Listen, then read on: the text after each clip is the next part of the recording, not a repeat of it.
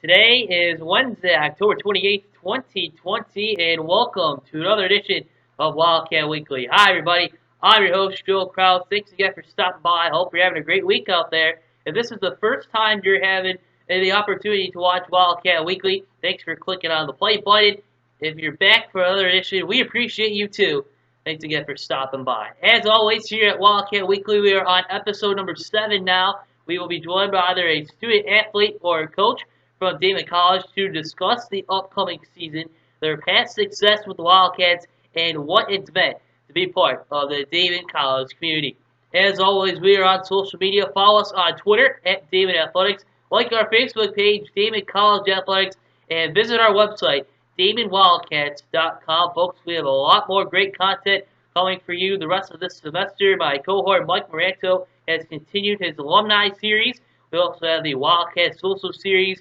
Each week, a student athlete writes their perspective on what's going on in the world. We also have a student athlete spotlight. And this past week, I sat down with Georgia Wicker from Damon Women's Volleyball. Georgia and I talked about her success with the volleyball program as well as her success in the education program. And I spoke with somebody in the education program too. They spoke highly of her. So thanks again, Georgia, for stopping by for the interview. And be sure to check out that story and more at DamonWildcats.com.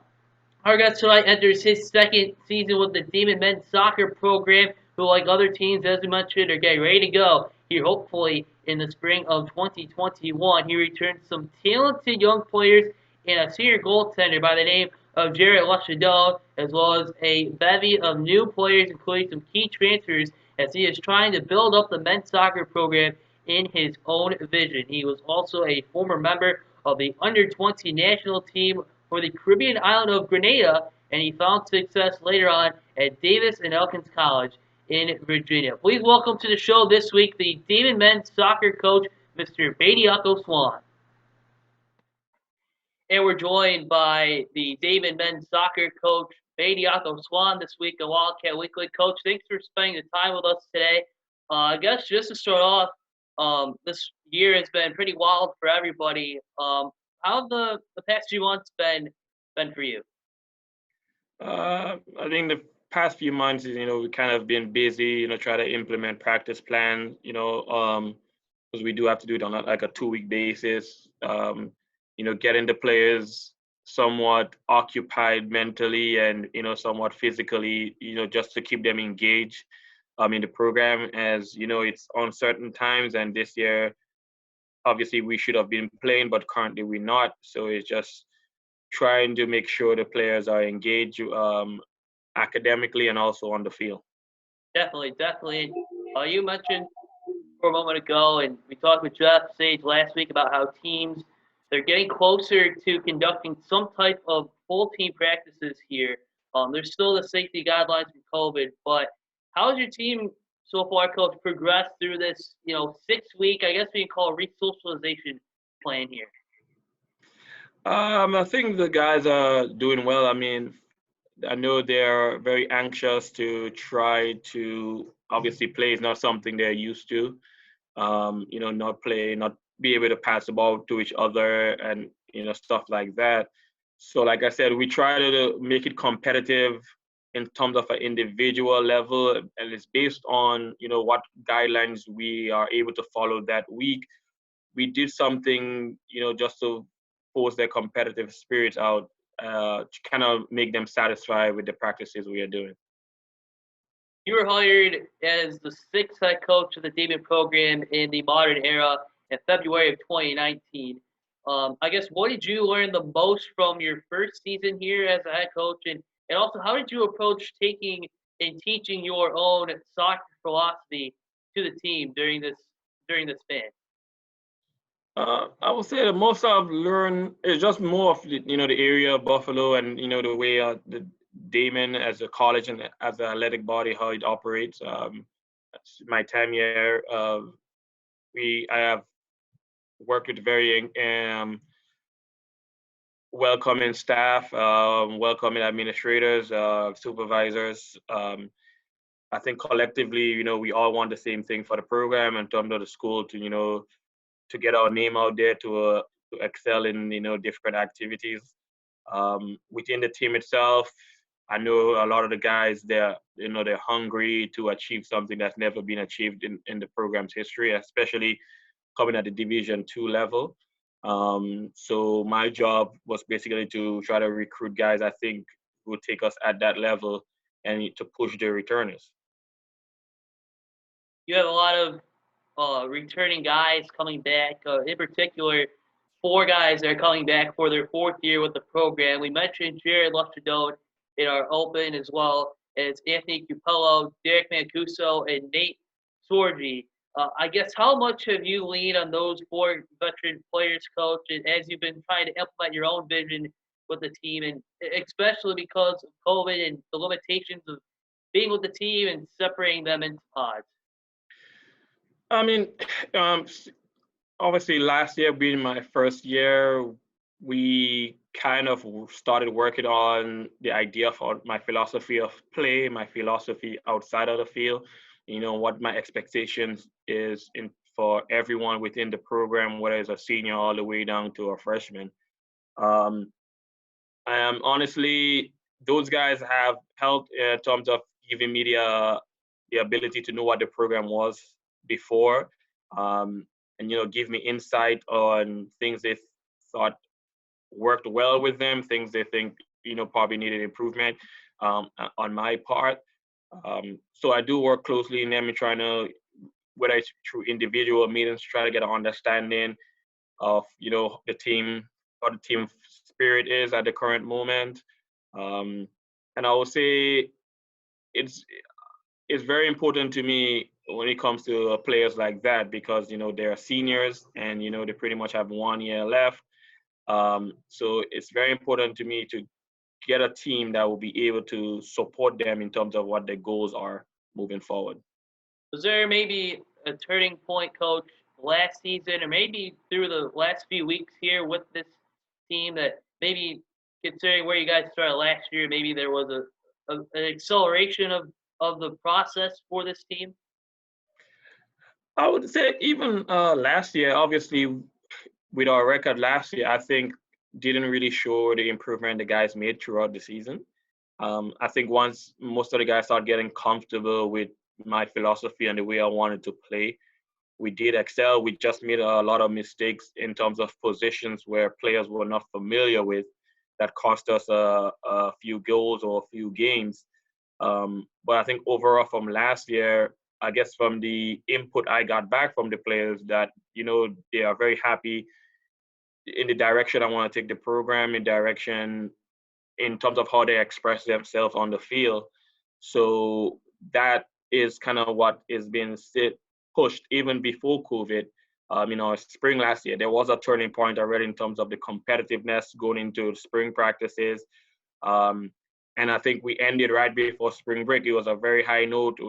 Guys were literally trying to tear the jersey off each other. That's how competitive they were in little games we had played. And after spring break, then the COVID situation happened, and that put us not necessarily in a bad position, but it kind of hold on the advance of the program. But I think now with what where we are out of season, and we are able to practice outside of competition, it gives us ability to know each other, know the wants and the needs of each player, and players get to know each other more off the field. And yes, there is limitation in terms of the pods and whatever, but we try to implement stuff where the guys can be around different guys from different pods, obviously within social distances and the school guidelines, but to make sure the guys know each other, because I think the most important thing is not being a good teammate, but just being a good person in general and building that friendship and that brotherhood before you can take that next step to holding each other accountable. Definitely, definitely. Again, we're joined by Bediako Swan from Demon Men's Soccer, and you announced back in August an 11-player recruiting class, and by the time this airs, it'll be the NCAA's Diversity and Inclusion Week. And looking at the roster, this is one of the most diverse rosters we've had here at Damon across the board. We have players from Europe, the Caribbean, really from everywhere. And I guess, how do you go about getting these guys not just to mess with one another on the field, but also off the field here at Damon College and on campus? Well, for me, the program, the idea of diversity and getting the players to understand, one, we are all human beings. That's where we start off first, and then two, everybody's culture is different. Even within the European culture, from the guys that are in, the guys from Spain have a different culture from the guys from Germany, even the guys from Sweden. So I just said, listen, you have to accept everyone is different. Everyone has a different idea of how to do things. It's the important thing is us respecting each other and learning about each other. And because then you find out things you never know, and you might be surprised by it, and then you'll be more understanding of that person's point of view on situations. Um, so yeah, and even myself, not necessarily being an American, but being up here for so long, I've come to understand a lot of this stuff. And within in American society too, every culture there's different cultures in there too. So how family raise each kid and all that stuff. So I just think it's more of understanding each other, um, building relationships, um, and then you can you move forward. Like I said, those are the important stuff you need to take care of before you can actually be a team. Maybe besides music culture, coach, but I think sports is maybe one of the things that promotes unity. Is that fair to say? Yeah, and I think sports promotes unity because if you think about sports, for example, I see that sports is pretty much is teaching. The only difference is, in most times when you're in the classroom, you only respond to what a teacher responds to you, or the teacher says, "Ask you a question." I think within a team setting and on the field, the players have to communicate with each other, so that forces them to, like I said, understand each other. What makes that person tick? What makes that person motivated? What makes that person angry? And now you have to make that choice of, are you gonna try to make that person angry, and then they wouldn't be able to process the information you're giving them, or you're gonna do it in a manner which they accept their accountability at the same time they are taking the information you're giving them and to better themselves. And even like as the unity aspect of it, I think we have a good group of guys. I mean, apart from if COVID wasn't there, I don't know how much I would be able to separate them. I think everybody knows everybody. Everybody wants to be around everybody, and that's great. For a coach, especially within that, even my last year and a half, if you want to say, bringing such a recruiting class in terms of the sizes. But that also started even before, trying to get them on Zoom, talking to each other and stuff like that. So that would bring up some form of community even before the school actually started. And I do want to ask you too, as well, coach, about your time being a part of the under 20 national team in Grenada. I guess just what were the emotions you and your teammates had while representing Grenada on that stage? I mean, I think for anybody who plays sports or just anybody who loves, to represent their country, it was, it was a very prideful moment. Um, Not just for myself, but for my family and my community. A lot of people don't know this, but pretty much every one of my brothers actually played some or participated on some form of the national level for my country. And I was the last one. So yeah, I mean, I had a brother that did track and field, representing my country, and he also did in soccer. So most, I would say, in my family, half and half either did it with track within my country representation and soccer. So I wouldn't say, basically, if I didn't make it, I'll probably be viewed as a failure at that point. Definitely. I mean that's just so cool to be on that stage. Do you have any favorite moments from wearing the jersey for Grenada? Uh, to me, the favorite moment was just knowing players from, and I know a lot of people are surprised by this when I say, yes, we are Smile Island, doesn't mean we know everyone, but it was just getting to know guys from different areas of the island. I mean, I had a lot of good friends that friendship was developed during that, under 20 teams. We still talk today. Obviously, I'm still here, and some of them are back home.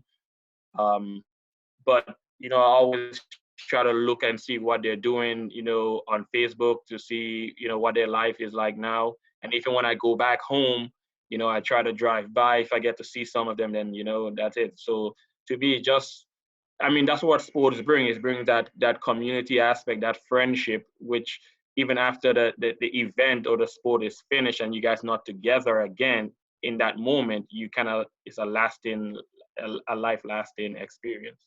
Definitely, definitely. Spot on. I guess just to wrap it up, I know that the season is still a few months away. I know the buzz around campus is we want to see your team play and the rest of the programs play, hopefully in the spring. But what would you like to say to the David Wildcats family out there that are getting ready for the season, and what can we expect from this team when all systems are go to play here? Yeah, I mean, for me, what I want to say for the Damon Wildcat family is just, keep the faith. We are here, we are working, and whenever we get the green light to go, we'll be ready. The guys are working hard, and we're pushing them to be better every day. Um, and, we are excited. We are just as well. We just were as saddened by the situation, but at the same time, there is something to look forward to again. And we just got to look forward and just keep a positive mindset. And yeah, we're gonna go. We're gonna represent the program well. We're gonna bring that aggressiveness or the aggressive style of play, kind of representing the Wildcat behind you there. That's what we're looking for. We're looking to be aggressive. We're looking to be tough mentally, and yeah, something like I said that's gonna represent the program and put the program in a new aspect that it hasn't been in before. Definitely. I mean, more of the Wildcats will be back on the pitch very soon. Uh, Coach Yes. Bediako Swan from Demon Men's Soccer, we appreciate your time today. And hopefully the next time we do this and talk again, it'll be out on the pitch. Okay. All right. Thank you for having me. So that'll do it for another episode of Wildcat Weekly. My special thanks once again to Bediako Swan from Demon Men's Soccer. Again, you can find us all across social media. We'll be back here at this time next week to bring you another interview with another Demon student athlete or coach, another familiar face here at the campus of David College. Until then, this is Joe Kraus signing off from our studio. Thanks again. Wear your mask, wash your hands, and we'll see you next time. Take care.